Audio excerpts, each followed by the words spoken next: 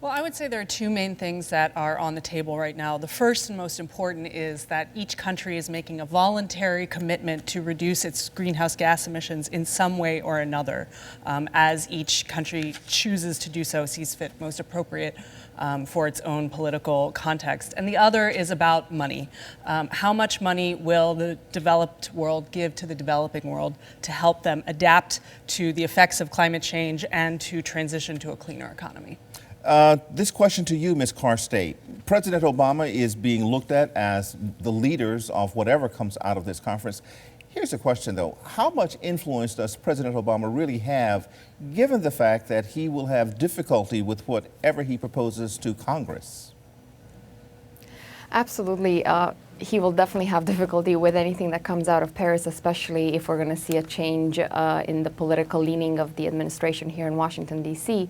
However, the one big advantage that the U.S. brings, and through that President Obama brings to the climate negotiations, is technology and finance. The availability of finance that the U.S. can put forth, as well as technology development, which will be crucial to the implementation of any agreement that comes out of Paris. Now, the last time national leaders attended the conference of the parties on climate change in Copenhagen in 2009, nothing was accomplished. What's different this time? Professor Green, why don't you take that one? Well, I think there are a number of things that are different. First, the world is beginning to see the effects of climate change, and they're becoming very frightened. Second, we've realized that previous efforts through the Kyoto Protocol haven't worked, and that we need to do something. And so instead of taking a top-down approach, as we did in Kyoto, where we had a legally binding agreement, now countries have decided that a more, shall we say, relaxed approach, voluntary commitments, is the way to go. And this has made the political atmosphere, I think, much more appropriate for countries to move forward. Now, the Kyoto Protocols applied primarily to developing nations, correct? Not the rest of the world, which still are trying to build power plants. They're trying to use whatever fuel sources they have to live their lives every day. How difficult is it going to be to manage that conflict? That's absolutely correct. So the Kyoto Protocol required developed countries to reduce their emissions. This time around, the world has said everybody needs to try and reduce their emissions. And the way that they've circumvented this difficulty that you've described, that developing countries want to continue to build their economies, is for them to choose their own ways to reduce. So these aren't being imposed by a third party or through international law. Rather, each country is presenting its own nationally determined contributions, which is to say, this is what we think we're going to do here. We're going to try and green our industry. We're going to try and increase energy efficiency. Whatever we think will work best in our country with our context is the way that each country is going to move forward. And what you're talking about there are the intended nationally determined contributions. Ms. Carstei, to the best of your knowledge, how are those contributions, those self-directed goals working at this point towards reaching that 2 degrees Celsius threshold? As your preview stated, they're nowhere near 2 degrees Celsius towards getting the world to achieve the 2 degrees or the 450 parts per million target. They are closer to the 3 degrees Celsius. However, it is a step in the right direction. As your other guest already said, this is a cooperative atmosphere versus some of the antagonistic, adversarial start to negotiations we have seen in the past.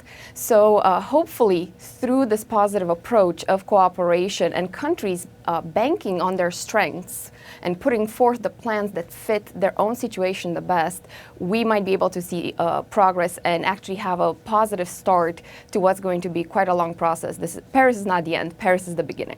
So you prompt me to ask this rather crass question, I suppose. To what extent is the Paris summit just a political show versus a meeting that will really lead to policies that can and will be implemented by all of the parties?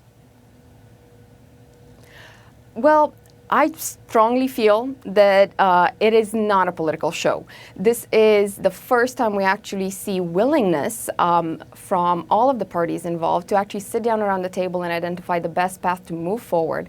And while we are not yet at the 2-degree target, we are on the path to setting up accountability, transparency, and a path to get there, and revision of these targets. So I definitely don't think it's show. I think we do need to see the political leadership. We need to see the private industry leadership, which we will see tomorrow at the launch of a quite important initiative between the private industry and governments to increase their R&D funding for technologies that can help us reach the 2 degrees. So definitely not a political show, but quite an important beginning of real conversations on how to reach the 2 degrees. Professor Green, you've written extensively about the role of the private sector in reaching in sustainable, sane environmental policies. How do you think this could conceivably work with reducing greenhouse emissions? Well, I think this bridges nicely to your last question.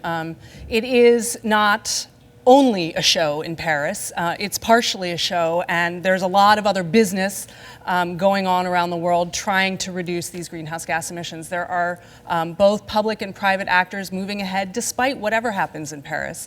California, which is the 8th largest economy in the world, has a cap and trade system. They price carbon, it's now at about $13 a ton, and buy and sell it every day. 85% of the economy is covered by this regulation. So there are private actors who are collecting data on corporate emissions and reporting those.